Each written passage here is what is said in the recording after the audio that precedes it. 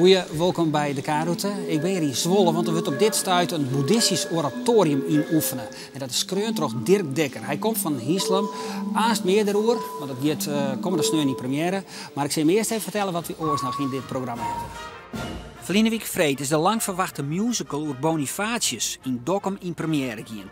Een spectaculair muziektheaterstuk dat het hele verhaal van Bonifatius, zoals wij dat kennen, op een kop zet. Componist Dirk Dekker van Hieslam werken oorlier aan een boeddhistisch oratorium dat komende sneun in de Martini-kerk in Snits in première gaat. Muziek die een brege slaan wil tussen Eerst en West. En het Hyperlofspellenseizoen komt ik weer op stoom. Austernijegeer speelt een psychologische thriller op een oud begraafplak en langwaar een muziektheaterstuk over een Amerikaan die het dorp verpatsen wil. Vreed weer de première van Bonifatius, de musical. Lang verwachte en mooi zo tamtam onkundige spektakel. Mooi keuren om musicalsterren. En Siep van der Ploeg en Teun Plontinga. De kaartverkeer die gaat als het sliet jaagt. En daar binnen ook al traaien uitverkocht. En er ben ik al wat extra voorstellings inpland. Wij weer vreed bij die première in Dokkum in de Bonifatiuskapel. Corine, dat is de oorstichtster van dit hele gebeuren, hè? Dat klopt toch? Ja, dat klopt. Oral hier, Lien ben ik hiermee begonnen. En Joet is de dag dat het in première gaat. En ik ben hartstikke trots op iedereen die hier om mij willen had. En dan schrijven we een brief aan de paus. En hij zal ons helpen om die duivel te temmen. En ons geloof zal gezuiverd worden. Mijn leven lang heb ik op uw woord gebouwd.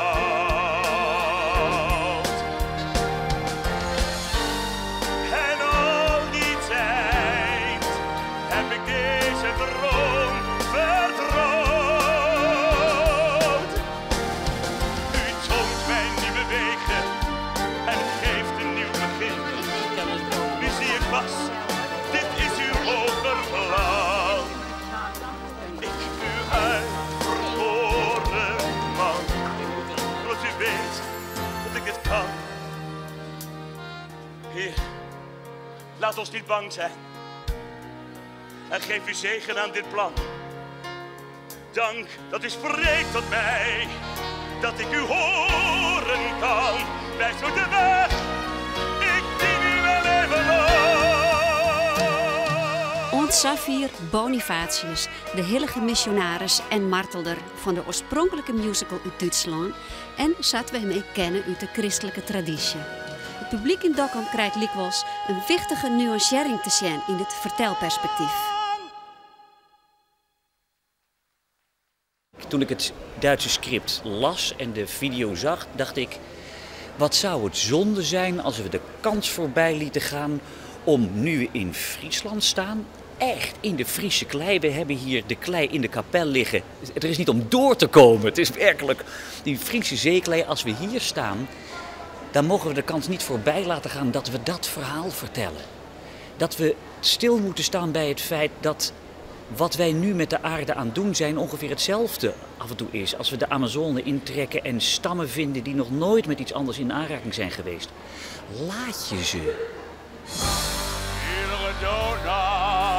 En die Amazonenstammen, dat binnen hier de Friezen. Maar haar Germaanse leeuwen en rituelen die net zitten te wachten op een dwongen kerstening.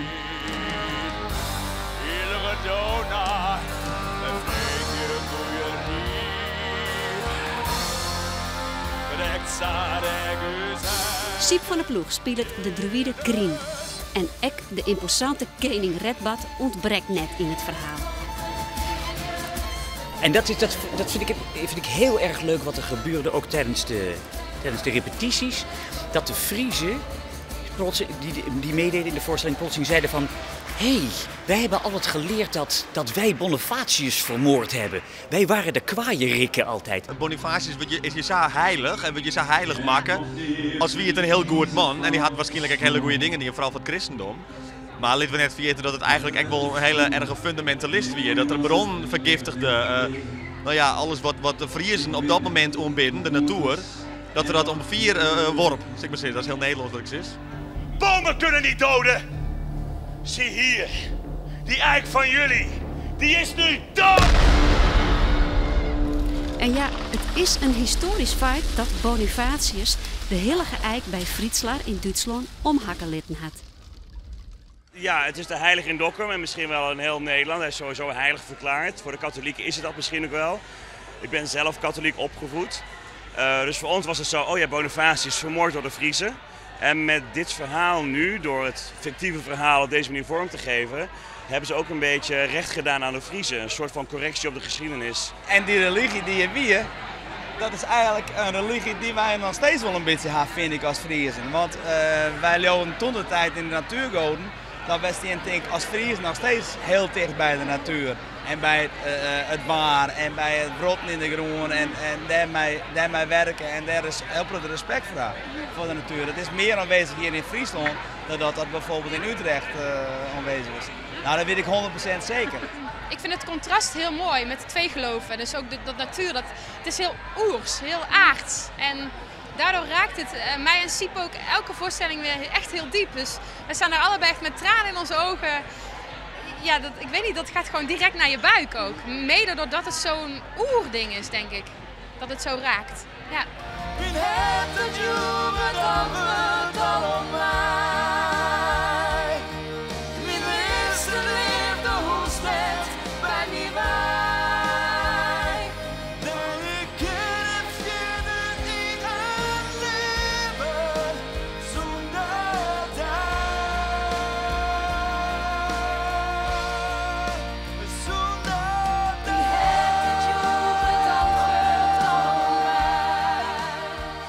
In het lied van de kast bezongt de druïde de leefde van zijn dochter Alroen. Alroen is zwanger van een christelijk been en dat stiet hard in het paard. Bonifatius en zijn help Sturmius komen voor Alroen op. En dat vreegt het moed, want ze is jeder buitmakker terug het klooster in Keulen en bezwangeren terug de Voze bisschop Hildegard. Heeft altijd het malste vlees. Ik heb daarom alle keus in vrouwen en in vreten. Een hilarische rol van Teun Plantinga. Maar dit, in combinatie met het Germaanse verhaal, best een gewaagde set, denk mij. Men was heel bang. Men was natuurlijk heel bang. Men zag repetities en ja, er zitten dingen in waarvan je denkt, kan dat wel? Kan je een bisschop in zijn onderbroek zetten? Ja, dat kan. Want als je kijkt naar wat er in die tijd werkelijk gebeurde, dan is dit een milde variëteit van de waarheid. En de humor en het feit dat het af en toe risqué is en dat het af en toe hard is, maar dat het af en toe ook heel erg diep gewoon over menselijke emoties gaat. Over, kan je van het kind houden wat je uit een verkrachting hebt? Dit is echt iets wat gaat over deze tijd. Ik bedoel, in Bosnië en in Servië zijn tienduizenden vrouwen die bevallen zijn van bastaarden waar ze een haat-liefdeverhouding mee hebben. Dat is de wereld waarin wij leven.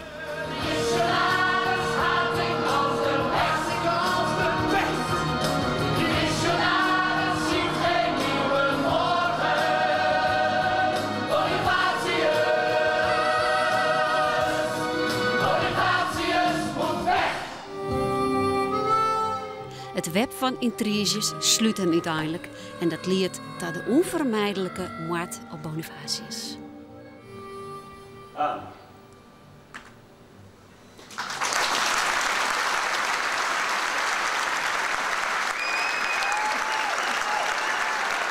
Bonifatius the Musical is nog te zien van Toonsje ont maar snijn.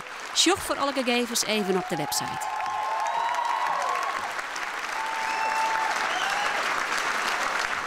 Komende sneeuw gaat in de Martini-kerk in Snits een nieuwe compositie van Dirk Dekker in première. Een boeddhistisch oratorium. Ja, wat mag je je daar nou weer voorstellen? Dekker die wint het in Hieslam en ik maak een afspraak met hem. Als je mijn muziek bij een diner gaat draaien, dan zeg je, Gert, kan die vervelende muziek niet uit. Ik kan niet eens een gesprek voeren. Nou, dat lijkt mij prima, want mijn muziek is helemaal niet bedoeld om een gesprek doorheen te voeren. Maar aandachtig naar te luisteren. Dirk Dekker is componist van Joodijske klassieke muziek. Net van gezellige deuntjes voorbij een barbecuefeestje, maar toch werke klankcombinaties die diep uit hemzelf zou komen. En dan helpt het wenjen op een romte. Hislem bijgelijks. Ja, om die rust te hebben, want componeren en muzikant zijn is in zoverre een asociaal beroep. Je maakt zelf lekker veel lawaai, maar je wil het andere kop dicht houden. Hij schreeuwt oorleer aan een boeddhistisch oratorium. Een mooie, maar ook ingewikkelde klus die er hem zelf stelt hier. Maar het had ik wat sneus. Want erehagen en duizenden mensen op de banken applaudisserend zal zijn deel net wezen. Dat weet er uit ondervinding.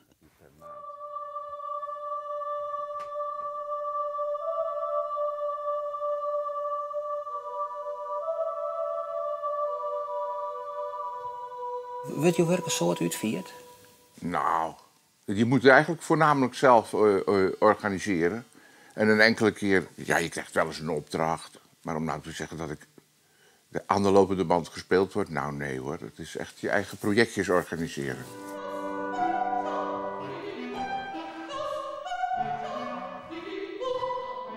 Maar is dat dan net ontmoedigend? Ik vind componeren toch... Kunstenaar zijn sowieso. Ik bedoel, als mensen zeggen, goh, wat zal ik nou eens gaan doen? Wat moet ik nou weer eens schrijven? Dan kan je beter meteen ophouden. Want dan stelt het helemaal niks voor. Het is gewoon een soort van... je moet dat. Het is een ei wat je kwijt moet. Zo, dat is eigenlijk, denk ik, de basishouding van een kunstenaar. En hoe leuk andere mensen dat vinden, dat is bijzaak in feite. Het is wel handig als anderen het leuk vinden, want dan... Dat genereert aandacht en geld. En dan kan je meer dingen doen. Zo moet je het eigenlijk zien. Maar ja, voor je ego of voor je gevoel van eigenwaarde...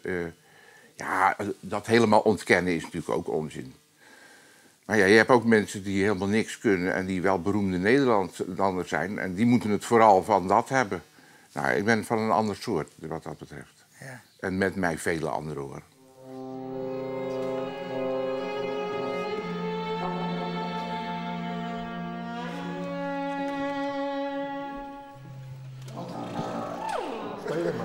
Klopt het? 416 wijt helemaal niks. Wij zitten maar op die 16 te wachten.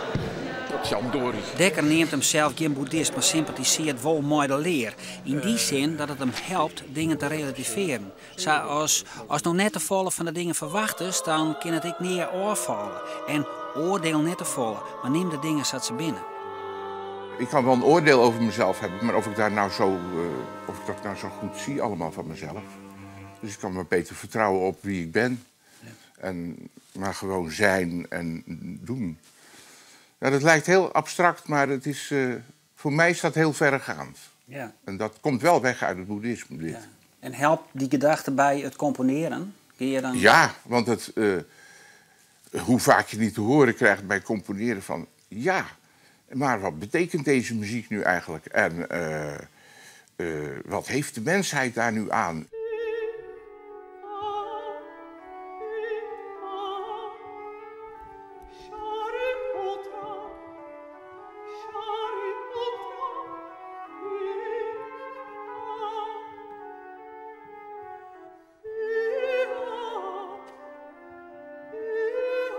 Je moet deze muziek ondergaan, stil en aandachtig naar luisteren. En dan hoop je dat er wat meditatiefs op gang komt.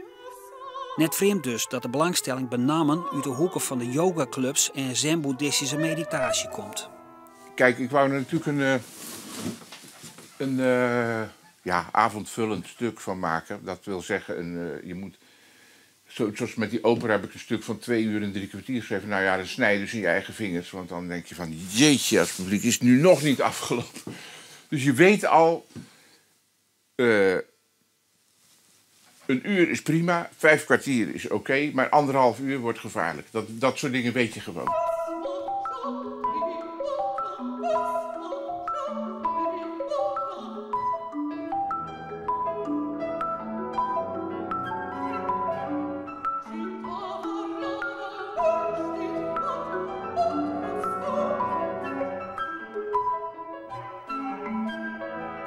Het is allemaal mijn topniveau in ieder geval. En dat is wat dat voor niveau is, dat zoek je zelf maar uit. Het stik wordt 3 keer uitvierd, in Snits, Grees en Dimter. Als er mooi met 300 man komen, is het een soort. Ja, dat is jammer, want ik had eigenlijk nog een hele tournee in het Westen willen maken. Maar het Fonds van de Podiumkunsten vond dat niet nodig. En daar moest natuurlijk al wat geld voorbij komen. Ja. Want het kost wel een paar centen zo'n productie. Er doen 30 mensen aan mee.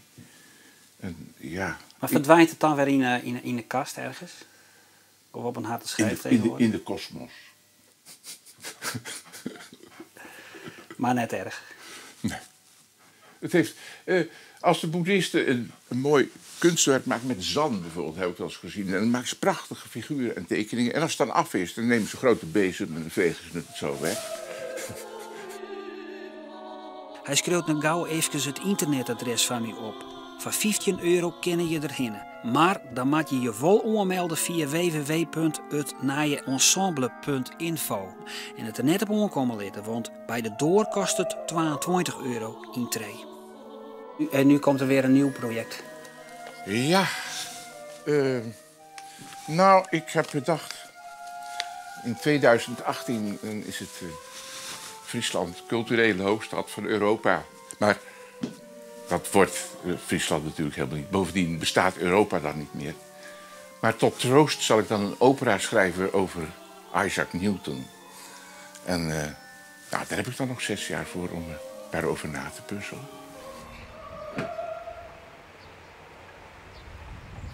Die op losspel, die ging ik bij massaal in première. Dit hier binnen er een stikkerstolven in Friesland. Deze en na weken willen wij een peer ervan chillen, dat ze daar wat een idee krijgen wat er te redden is. En misschien een karamaatje, want overal heen dat het niet meer, ik wil een beetje uitdrukken, maar waar weet. We beginnen met die van Langwar en van Austernijengeer.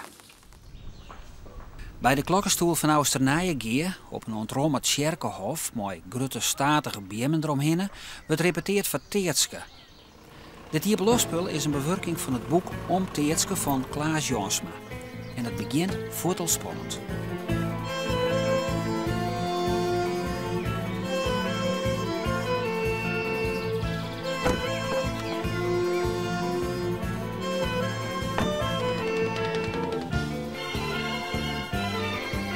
Teertske. Teertske.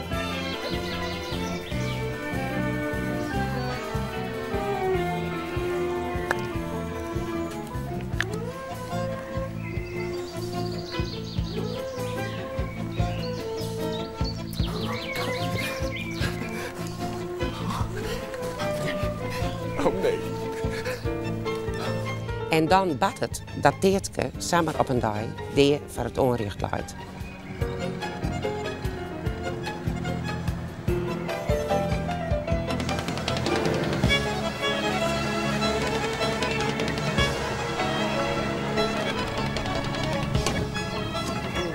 En dan krijgt de vraag, waar had het die?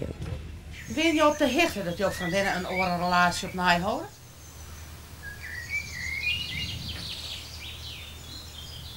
Ja, dat wist ik.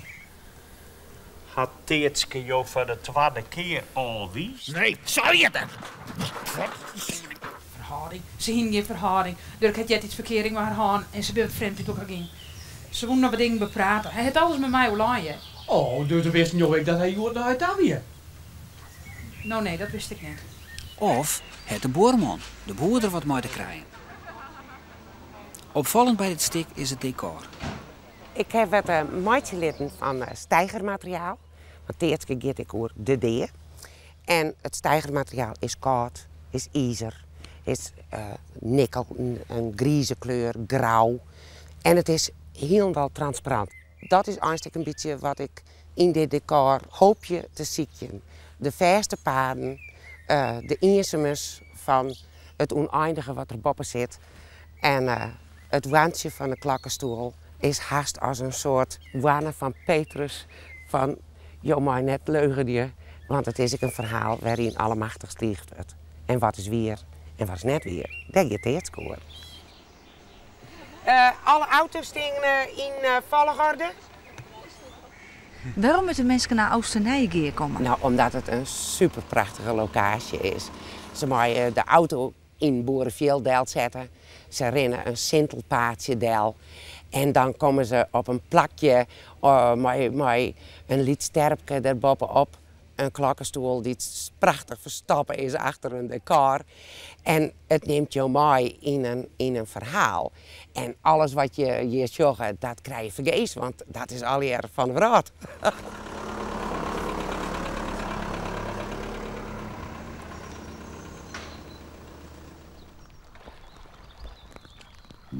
Op een oormooi plakje in Friesland speelt het muziektheaterstuk On de Mar van Langwar.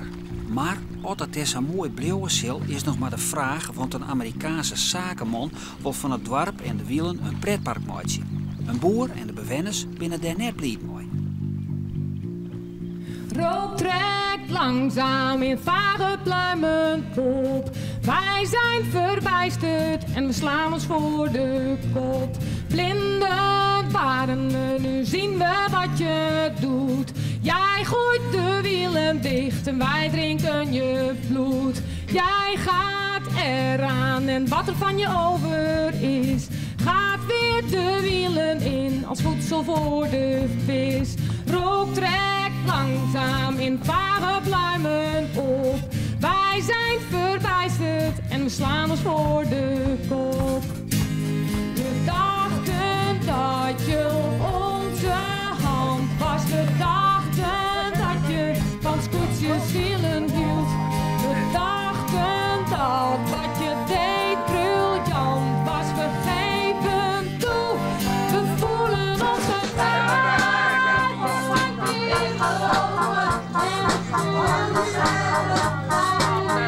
Ga even aan de kant! Aan de kant! Wat aan de kant? Nog wel even! Wat ook niet, maar aan de kant!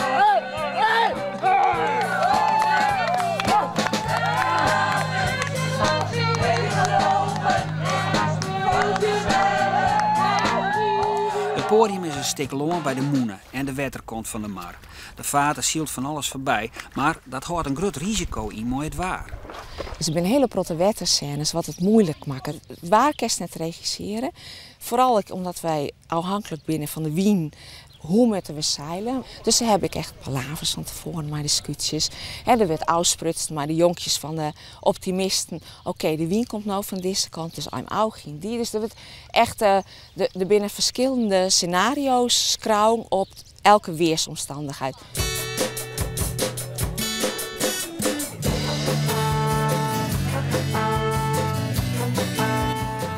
Want het hier losspul door gelinnig Langwater is mooi. Net elke nien praat Fries in het dorp en daarom is het stik twatalig. Elke nien die het mooi van voor het een rol krijgen. En dat maakt het superleuk, ik voor het dorp. Want iedereen kent iedereen. En wat ik bijzonder vind is dat iedereen daardoor ik boven zichzelf iets stijgt. Hoe is het afgelopen? Je sollicitatie bij Rank Xerox? Ze hebben me niet uitgenodigd voor een tweede gesprek. De reden hebben ze me niet gegeven. En T-Mobile? We waren met z'n tweeën over.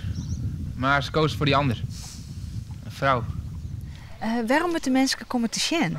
Het is een stuk, mijn humor erin, mijn dramatiek erin. Maar ik met allemaal boten erin. En protte verrassingen. En ik zelf ben heel erg blij met de plots die erin aanbracht. Want als je het net aankomt, is een grote verrassing. Het is heel spannend, dus ik zou zeggen, kom zien, want het is echt de moeite waard. Spietiger nog berichtte uw familie het bericht dat alle kaarten voor deze voorstelling uitverkocht zijn. Dit was de kaarten voor deze week. Na week dan willen we nog een keer hier lospullen bij ons. En we hebben een reportage over Pieter-Jan Boterhoek. Hij studeert het hier al onder de Kunstacademie en de dochter op Zwarte Haan. Oftewel een mooi thema Zwarte Haan. Bedankt voor het zien. Om het na weekend.